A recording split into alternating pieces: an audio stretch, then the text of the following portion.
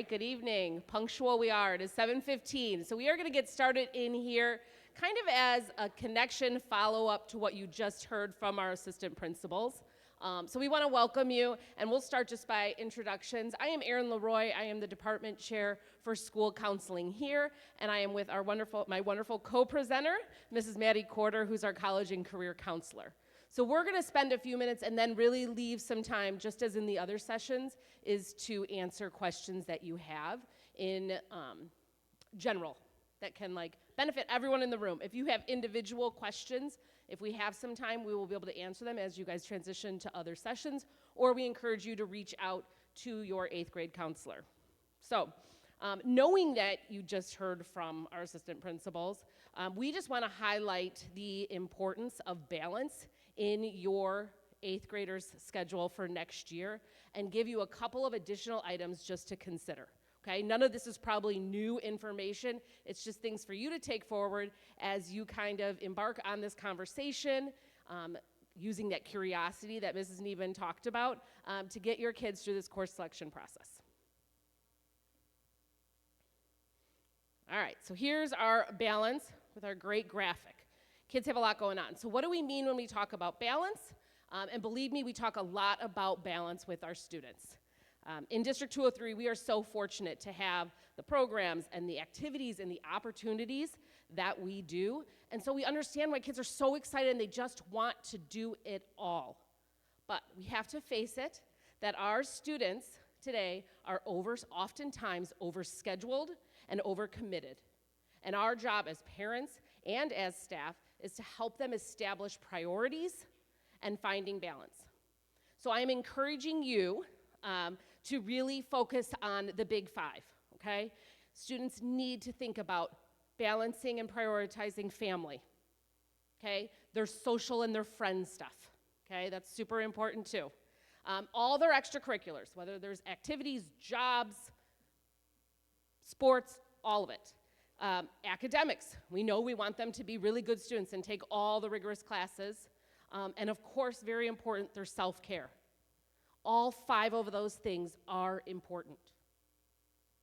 Okay? I'm going to say it again. All 5 of those things are very important and need to be part of the conversation that you're having with students or with your students as they are choosing their courses. So, I also am asking you to remember that balance is different for each student. Okay? What students can handle. Some kids can handle more in the academic piece. Some kids can handle more of the social piece. Okay, so it really does involve you knowing your kids and having those conversations. One of my favorite things to say, and I say it probably too often, is that just because you can doesn't mean you have to or you should. Okay, we know that your kids are super talented and capable of doing so many things. Okay, but we're asking you to think about how many of these things can or should they be doing at the same time. Establishing healthy balance requires us to be aware of ourselves and what we have going on. It requires us to have lots of conversation, a lot of time, being adaptable, and we really hope that you will join us in helping your student to find their own particular balance. So I'm going to pass it off to Maddie to do the magic and tell you how to do that. Yeah, so let's talk about how we actually do that, because you can do it, your student can do it, and we can all help them to get there. So where to begin to find the right academic challenge? This first starts with those recommendations that will be emailed home to you on January 6th, like Marigan mentioned earlier.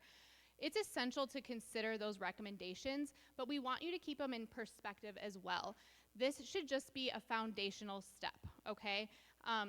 Maybe your student is recommended for all honors classes in all areas, but that doesn't necessarily mean that that's going to be the right fit for them or the right balance.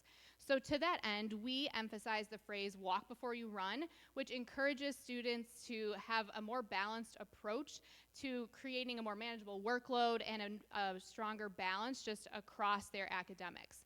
And a way that we can help them to figure out, maybe where to push and pull a little bit is for them to focus on their passion, to find their passion, and then to focus on it.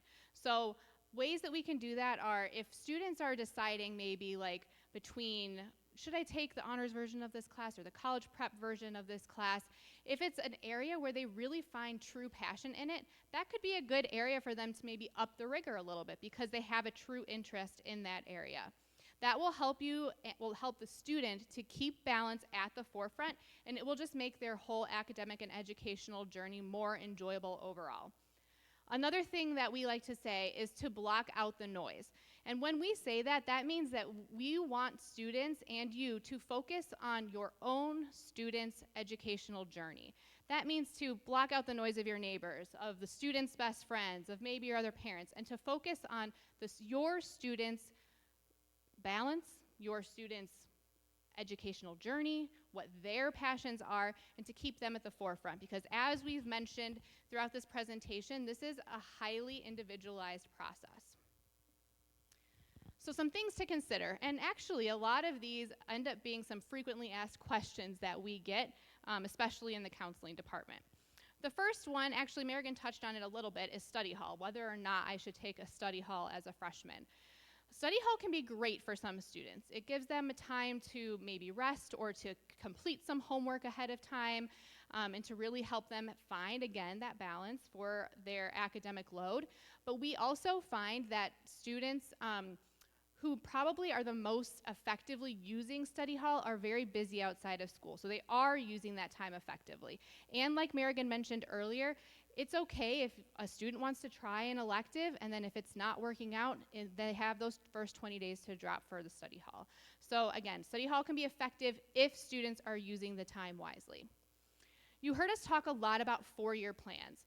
So again, students will be doing a 4-year plan with their 8th grade counselor, and we want to emphasize that this is a loose plan right now. It should stay flexible throughout a student's 4 years in high school. We only lock in 1 year at a time for this plan.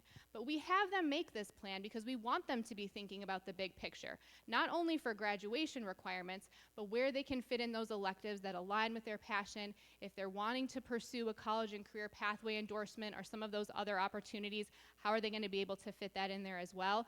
But again, keep it flexible along the way. World languages is another big one. World language, as you may have noticed earlier in the presentation, is not actually a graduation requirement. You don't need it to graduate from Naperville Central. However, there are many colleges and universities that will want to see students that have taken 2 years of a world language. So that's something to think about when making that 4-year plan.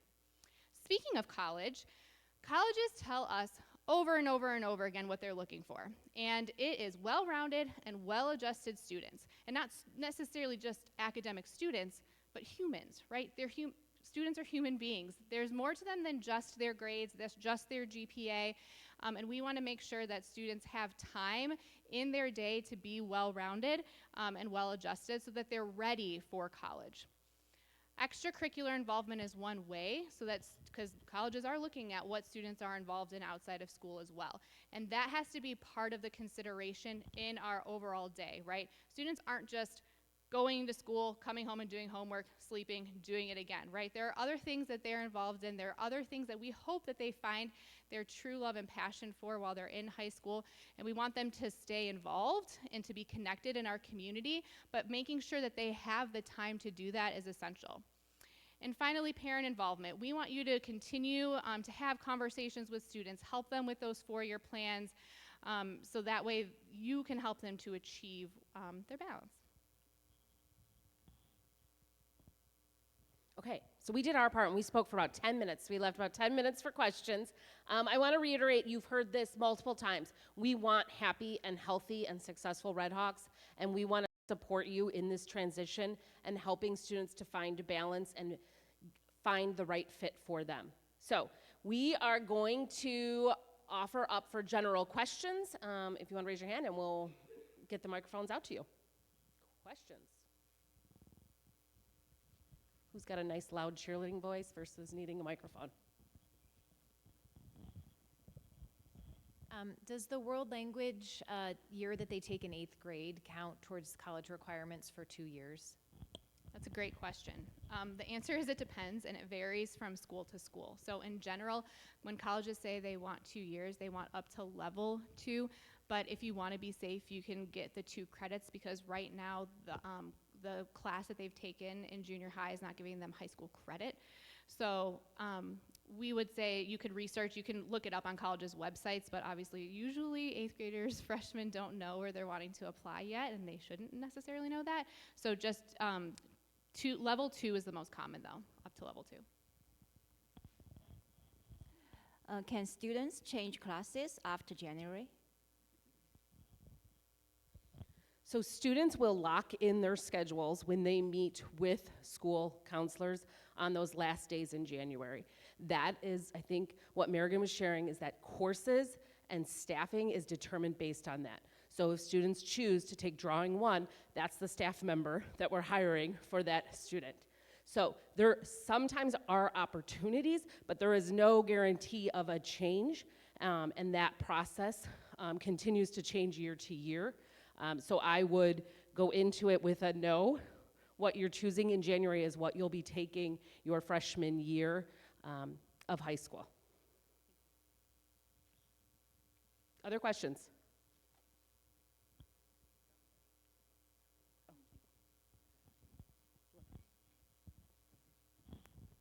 How easy is it for students to move into or out of the honors curriculum? So if a student starts by not taking an honors English or an honors math class and they find it not challenging enough as a sophomore, is it easy to transition into honors English or honors math, having not done that as a freshman? I think you can ask that specific question per the content. So as a counselor, my answer would be yes, it's fairly easy depending on the content. My own personal experience is that it's harder in like math to jump from the regular into the honors track. The honors English is often the rigor and whatnot, they'll make the recommendations. So we see kids jump in and out of honors courses in subject areas over years because their passions change and what they want to spend their time in does.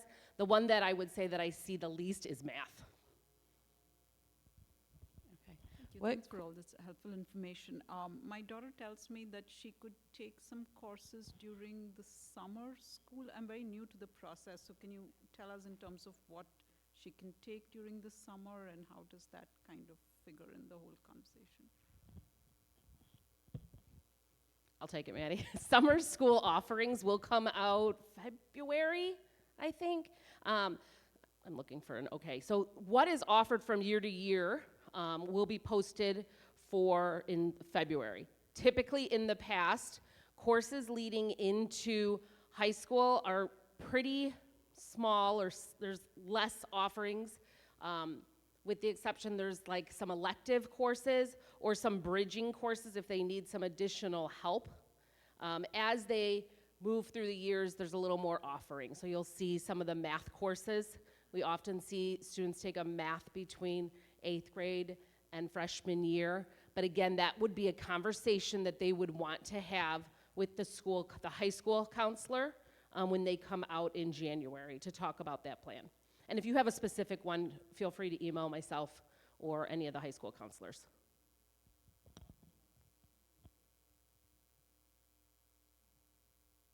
Maddie, did you have a question up there? No, it was the same question. Look at that, summer school. How fun it is to already think about that.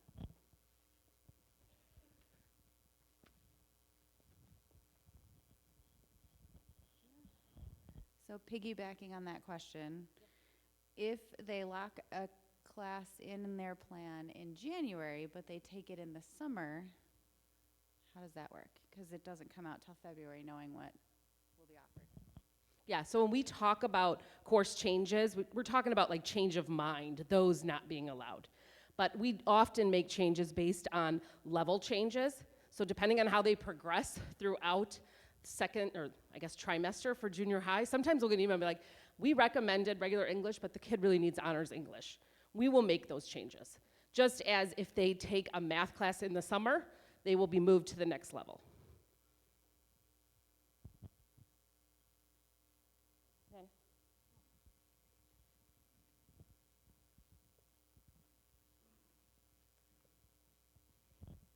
I see one other question here. Anybody else?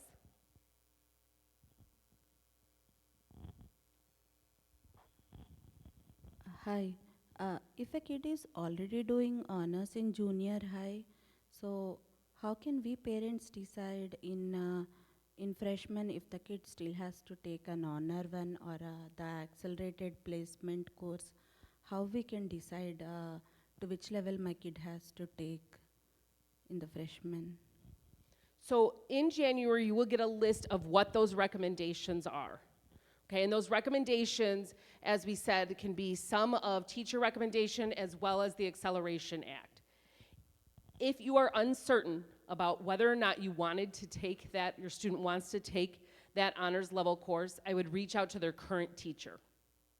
Because if it's the Acceleration Act, the teacher may say, yes, that's what they were recommended for, but they don't love this area, maybe don't focus there in terms of honors. But there is a no honors course that you have to take your freshman year.